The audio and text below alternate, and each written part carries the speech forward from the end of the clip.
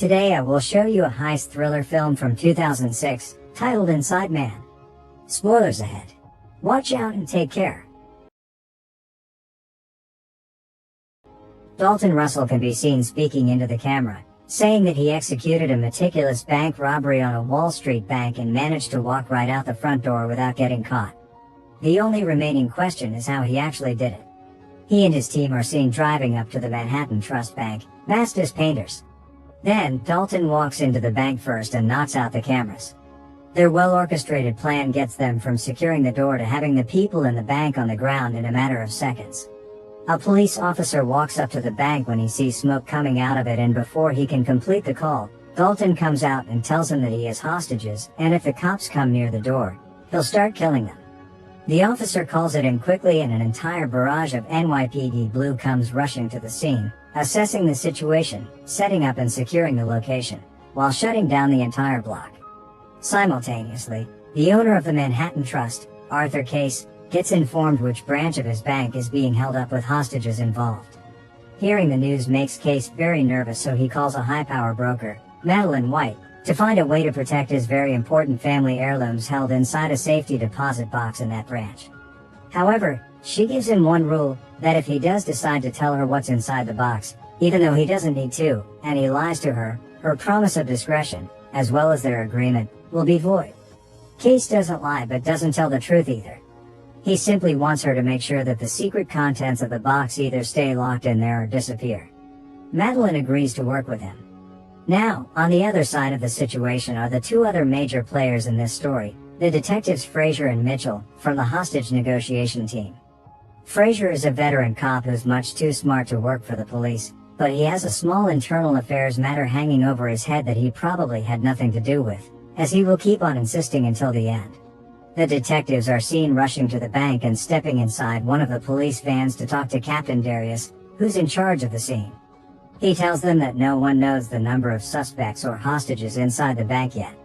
Frazier tells Darius that he'll let him get control of the crime scene, and once he has more detailed information, he expects him to give him a briefing. Meanwhile, he and his partner will be in the dinner. Meanwhile, the robbers take the hostages down to the safe room and line them up, then separate them into bank employees and everyone else on the other side. Dalton instructs the hostages to take their keys and phones out of their pockets or handbags and hold them in the air to be collected by his associate. One of the bank employees doesn't give away his cell phone and says that he's left it at home. Dalton doesn't believe him, so he finds a phone that has his number on speed dial and calls it, revealing that it has been left in his office. When Dalton finds that out, he takes the man to the office and beats him savagely, making an example out of him to the others. Dalton walks out of there splattered with blood, so one man gives him his keys and a boy shows him his video game console, which the robber tells him to keep. Next, Dalton reshuffles the hostages again, making them line up by their gender, and tells them all to strip to their underwear. Everyone except an older lady does it, so his female associate takes her to another room while he instructs the rest of the hostages to put on the suits and the masks they are being handed. Later, an elderly hostage who works in the bank begins feeling sick and tells them that he has a heart condition. Dalton and one of his associates let him go, and the police have him instantly on his knees while he tells them that he was sent out to tell them not to come close to the bank or he'll throw out 2 dead bodies. The team of robbers checks on the other hostages and then going through the bank, passing the safe and the deposit boxes, and lastly stopping in a back room with office supplies. Sometime later, the robbers can be seen preparing the room for something and digging through the ground. Darius fetches Frazier and Mitchell and tells them about the man the robbers let go of. The released hostage has told them that he thinks that there are 4 perps in the bank. Darius also informs the detectives about how he's managing the perimeter, that he's awaiting video footage from the bank when the heist began, and that all the phones from the bank have been diverted to them. That's Darius's end of the game. Now Frazier has to decide how to move forward. The detective thinks that it's still not the right time to call the robber because he wants to see what he does next. During the wait, Mitchell finds the robber's van, which they will dust for prints even though it was probably stolen. When Frazier finally decides to call the bank, Dalton just lets the phone ring and doesn't pick it up. The police get the footage from the bank's security cameras and they see how the robbers managed to disengage all of them, speculating that they used infrared lights to do it. Suddenly, the police see movement in front of the bank. Simultaneously, Madeline goes to the mayor of New York and asks him for a very big favor. She tells him that she is monitoring the hostage situation in the bank for a client and asks him to get her inside with the police, to be extended every courtesy to execute her task. The mayor says that it's impossible, but Madeline insists and he agrees to grant her the favor. The robbers let another hostage go with a message for the police strapped on him. As one has come to expect from US cops, they see the man as a Sikh, but think he's an Arab terrorist and disrespect his religion by taking off his turban. They take him away quite roughly, and later he's seen in the diner being questioned about what he saw by Frazier and the others. The Sikh is rightfully very angry, and it takes some convincing to get him to talk about what has been going on in the bank. He confirms the information about the perps being 4 and tells them that there are around 20 to 30 hostages. Later, the cops read the demands that were sent out with the hostage. The robbers are asking for 2 buses and a jumbo jet to be delivered by 9 p.m. If the cops break the deadline, they will kill 1 hostage every hour. The bank is also secured with plastic explosives. Darius says that they can't get a plane and that the bus is a maybe, while Frazier tells them that until they talk to him they will get nothing, not even a cup of coffee. Suddenly, Case is led into the van asking if he might be of some assistance and about the robbers' demands. The cops tell him that they want a jet, and the old man asks if they want him to arrange one for them. They're stunned. He wants to stay there and see the progression of the situation, but he is escorted out of the van. Later, the robbers demand food to be brought in, which gives the cops an opportunity to bug the bank and hear what they say. The officer in charge of the tapping devices suggests they use pizzas so the people can group around the food more and talk when Frazier asks her about a special listening device she has there. She tells him that it's a digital recorder that can take up to 30 seconds of material. Meanwhile, one of the hostages acts like a tough guy, so the robbers give him a reminder about who's in charge in the bank and drag him across the rooms with all the hostages, then take him inside the office supply room. The order of food finally arrives at the bank and Frazier oversees the drop, introducing himself to Dalton. He tries to get the robber to open up to him and tells him that he would love to talk to him if he picks up the phone. Dalton says nothing. Later, they listen to the audio from inside the bank and realize they are speaking in another language, so they guess it's Russian. Frazier sends Mitchell to find out from the hostages if they heard any Russian or Russian accents when they were in there. At the bank, the robbers create a situation with the hostages, moving one of them to another room. Then, one of the robbers pretends that she's a hostage too and goes back to the first room. When the other robber takes her to the room, he takes out another female hostage and takes her to a third room. Later, the actual female robber can be seen digging the hole in the supply room. A cop with Russian heritage listens to the tape and tells them that the language isn't Russian, but the closest he gets to is Bulgarian and calls it Central European, sort of. Frazier gets the idea to play the recording over the speaker and get someone from the crowd outside that can recognize what language it is. A construction worker recognizes the language as Albanian because his ex-wife was born there and comes forward with the information. The police try to reach the Albanian consulate but get nowhere with them, so Frazier tells the construction worker to call his ex-wife. When the woman arrives, she sees the help they want from her as an opportunity to make her parking tickets go away. Frazier tells her to listen to the recording and tell them what it says. She laughs, saying that not only does she know what they're talking about, but that she also knows who's doing the talking. The cop is excited that he might find out who it actually is, so the woman repeats her request about the parking tickets before she answers, and when she gets the reply she wants, she tells them that it's the voice of the former communist president of Albania, Enver Hoxha. The realization that what they have been listening to is a random tape because the robbers knew they were going to bug them, changes the game for the police. Meanwhile, in a series of scattered shots from the bank, Dalton can be seen in the safe and around the money, making it look questionable if they really are there for the money. A bit later, he and one of his associates are seen opening up a safety deposit box. It contains certain documents that they seem to have been initially after, as well as diamonds and little baggies and a jewelry box. Dalton takes the document and the other one closes the box up again. Around the same time, the mayor arrives in front of the bank with Madeline to have a conversation with Detective Frazier. He introduces them and she quickly presents Frazier with a limited account of the reason she's there.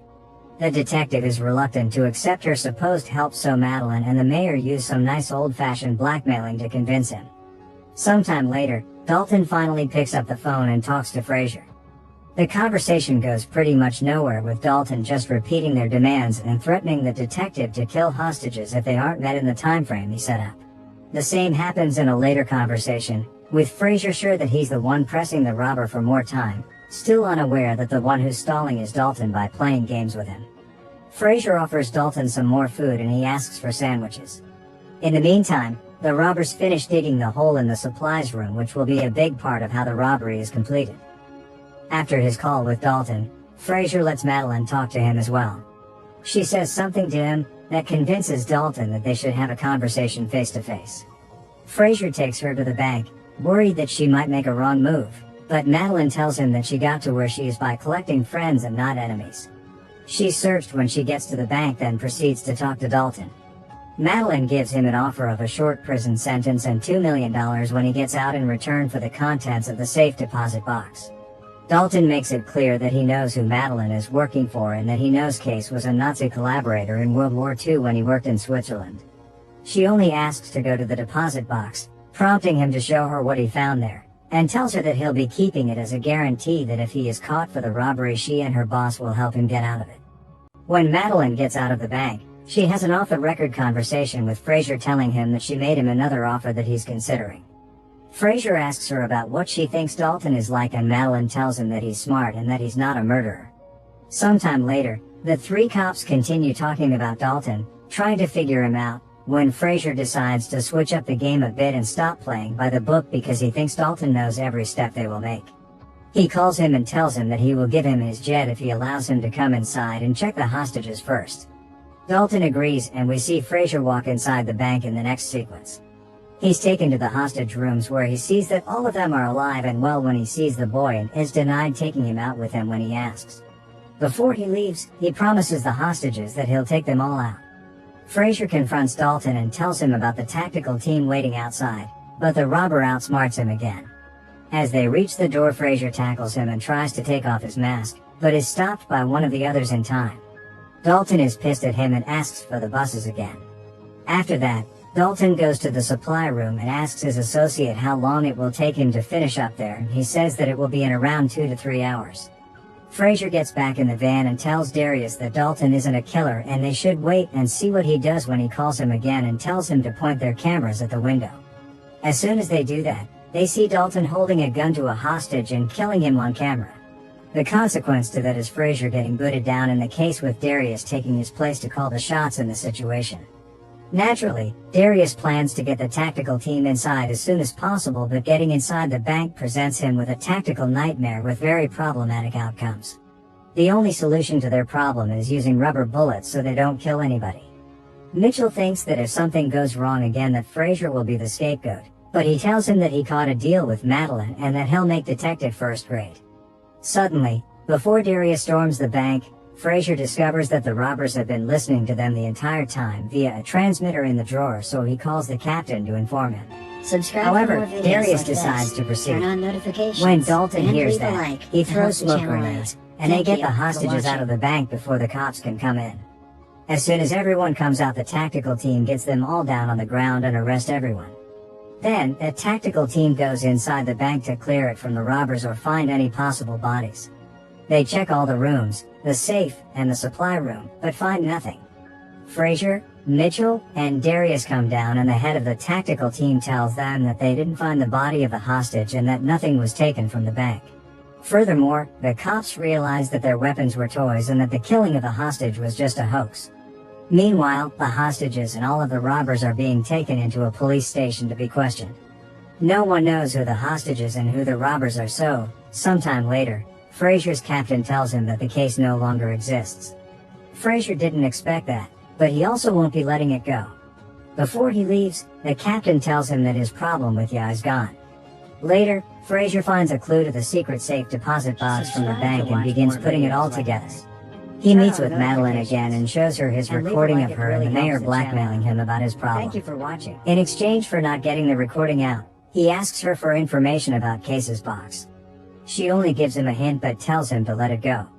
Madeline goes to speak to Case later and tells him that Frazier won't be a problem, but that Dalton will be hanging on to the document from the box as insurance against his retaliation.